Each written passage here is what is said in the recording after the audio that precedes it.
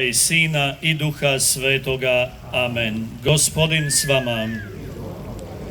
Draga braćo i sestre, danas na blagdan Svete Lucije palimo treću adventsku svijeću, kako smo čuli, svijeću radosti. Sveta Lucija podsjeća nas da je naša radost ponajprije živi Bog, Gospodin Isus Krist, čiji ćemo rođendan uskoro slaviti. No naša su radost i naši bližnji, koje prepoznajemo kao dar Božji. Nastojimo i mi sami uvijek biti ljudi dobrote, vođeni ljubavlju i mirom, kako bi svatko od nas imao radost i bio radost svojim bližnjima.